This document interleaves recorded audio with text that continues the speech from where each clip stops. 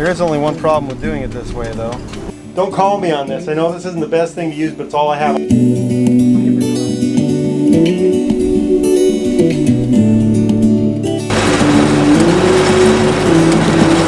ahead, the sea is calm, and I know we've been through a lot, but just wait. Wait for better days to come and carry us like wind in our sails.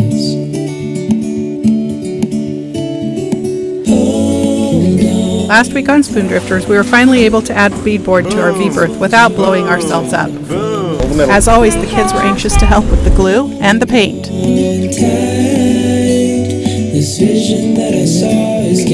Todd's decided he needs a miter saw to do some of the work that we need to do in the boat.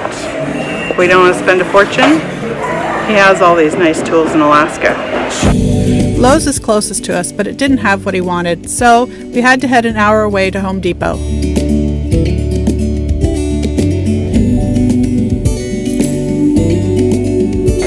Ain't spending the money on them. It's not something I'm going to use a lot, you know. But when you need it, it's the only tool that can do the job efficiently and quickly, right? Wait for our home to show on the horizon. That's not the word we want to hear. Well, I needed to see if the nails would shoot through the fiberglass tabbing.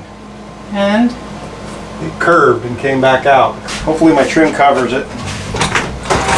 But they don't hold in the fiberglass tabbing, or they don't work in the fiberglass tabbing. So that means we can't put it on?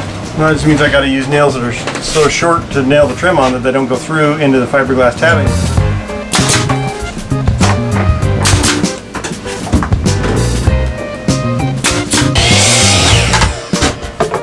Do you have your nifty new tool set up right there? Yes, I do. How handy for you. And I don't have to go up and down 8 ladders. There is only one problem with doing it this way, though. What? When I make the cut and the piece falls off, sometimes it falls all the way off the boat. Then you have to go down the ladder anyway.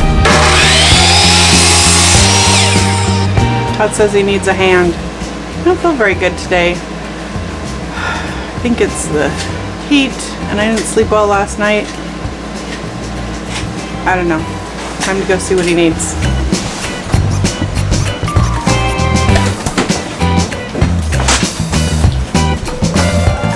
What do you need? We don't get enough thumbs up on our videos, so I need somebody to clap for me. No, I need your hand. I need to push that board back on the curve here. Okay. Hold it in place. You promise? Okay, can I use the hammer or do I have to use my fingers?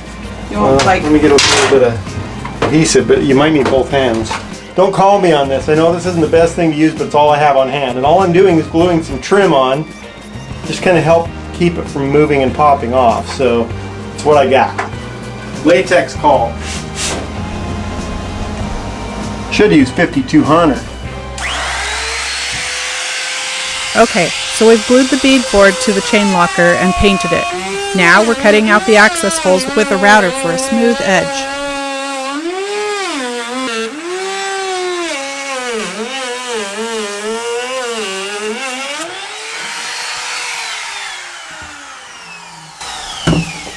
Well, that worked slick. Slick as dust, right? Ugh. Look. A lot of dust. Oh, that was super crazy dusty.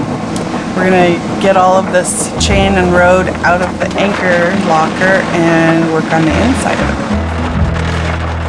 That wasn't too bad. So there's a lot of dirt and dust. I gotta grab the vacuum cleaner.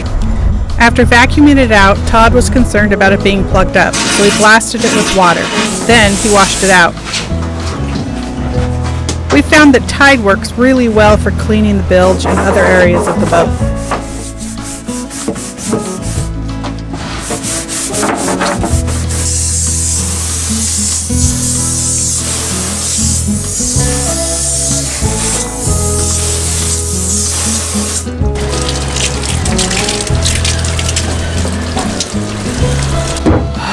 this hot and muggy. We've got everything open because All right. we got Take hoses this. coming through. You probably could see flashlight. through the mast that's open and possibly in there. We will go looking for the water. Todd wanted me to see how fast the water was accumulating. We've been concerned about how small our limber holes are. These are holes that go along the bottom of the boat leading back to where the bilge pumps are. They could easily be plugged. It's dang dark in here. Yeah, lots of water.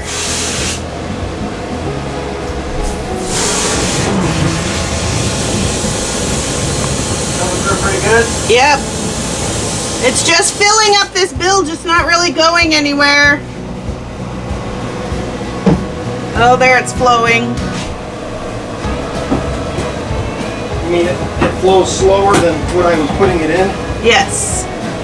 It fills faster. Right. Yeah, it's those teeny tiny limber holes they have in there. Well, we could add a bilge pump in here. Right. Can you have too many bilge pumps? How many bilge pumps are too many? I know. How many would you have in your boat? It was 46 feet long. This boat came with 2, but they were like literally like 4 feet apart. And I they're guess that's where the lowest part of the boat is anyway, but right. They're in the back in the engine compartment, below the engine compartment. I'm thinking since our batteries are up here, we need one up here. probably be a good idea. Yeah. I don't think you can have too many bilge pumps as long as they're all wired properly and you have the power to run them, right? Hopefully you got a lot of power in the emergency. No, we need what Delos calls a crash pump. Did you see that video? Oh yeah, that was cool. We'll link to it. Yeah, we need one of those. Yeah. Yeah. One of the things about being in the boatyard for long periods of time is you get to know people, and one of the things that happens is a lot of boats come in and out, some of them being repaired and some of them being scrapped. So Todd got offered a few more cushions this week. I have no idea what we're going to do with them, and they're inside cushions, and I don't know if we can use them, but rather than just say no, we'll figure out how to use them, and if not, donate them to the next person. Or where are we headed? The beach!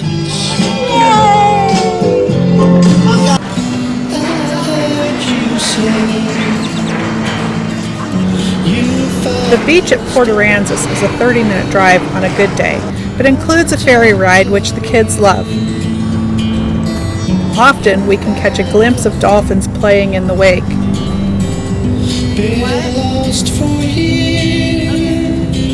It's really nice that we're able to get away on a weekday when it's not as busy and crazy over here.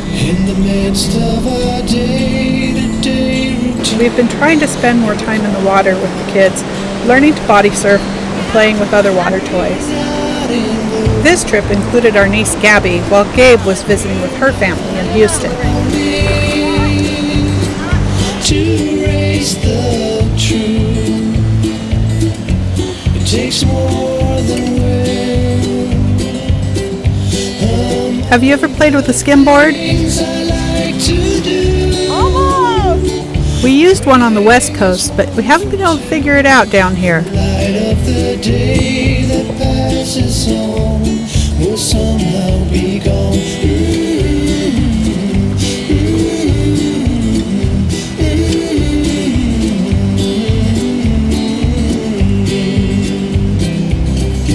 How about surfing? We've heard that the waves are really good down here in the Gulf of Mexico, but I think we'll stick to boogie boards for now.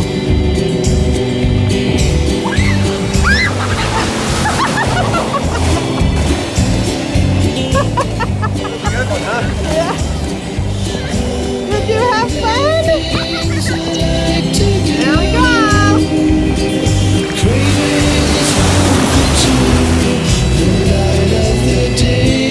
Here comes the rain! What are you doing? Todd's been trying to film me more often. What do you mean, what am I doing? I'm still not used to it. Huh? Says, what are you doing? I am epoxying and fiberglassing and getting it everywhere. What is our thought behind this? Well, we want this edge to be water resistant from any water coming in against it. So we're just putting fiberglass mat. So we're putting fiberglass mat up here, and it's kind of a total pain in the butt.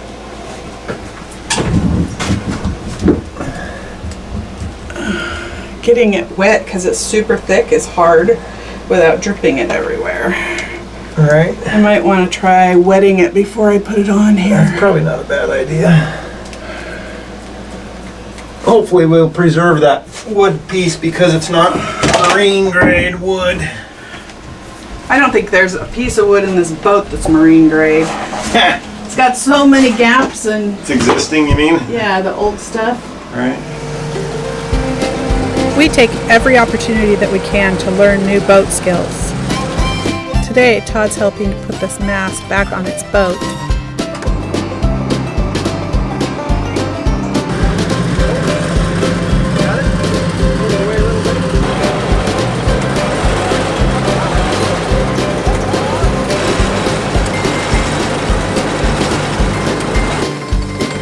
After a few minor hiccups getting it ready to lift, everything else went smoothly.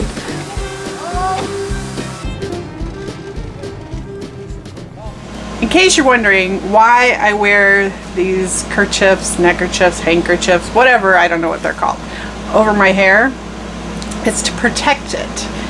So one of the things that happened today when I was doing the epoxy work in the anchor chain in the V-berth was that I stuck my head in one of those openings over and over again doing some epoxy on the inside, and I have epoxy all over the top of this. That's why I wear these, to protect my hair. It also protects my hair from the sand and the dust and the fiberglass and all the junk. Todd doesn't care. Shave it off. Just get rid of it all. It's easier to deal with. But that's not what I want to do, but that's what would have happened if I had not had this covering my hair today. So if you're a woman working on a boat, consider wearing something over your hair to protect it from crazy stuff like that. What are you doing?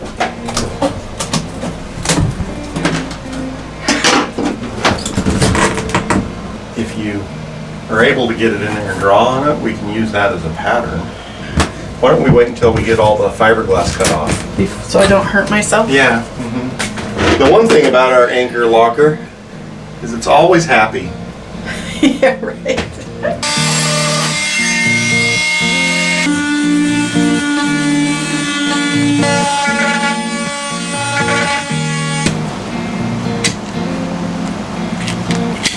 So we have a metal grate over the hole. That is how big the hole is. And we thought maybe this would keep larger stuff from plugging it up.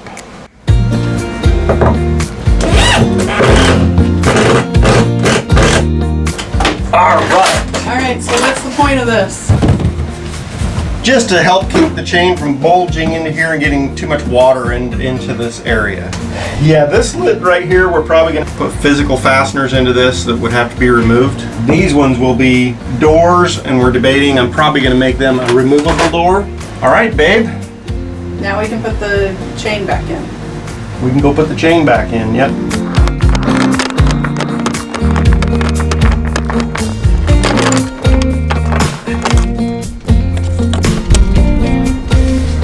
All right, I'm kind of thinking maybe on the top two doors that we make them one door visually. Or do you want to have two eyeballs? I would do two. You want them to be two?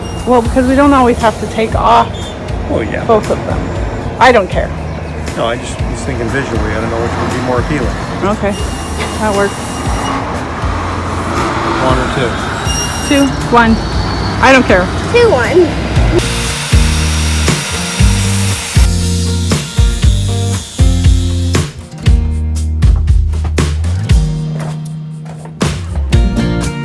We know you're probably getting tired of looking at this V-berth.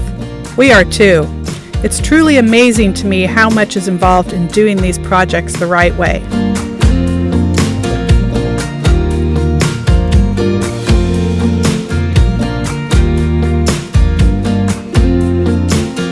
The kids have arrived, bringing us lunch and helping to clean up around the boat. Meanwhile, we're adding beadboard to the chain locker doors.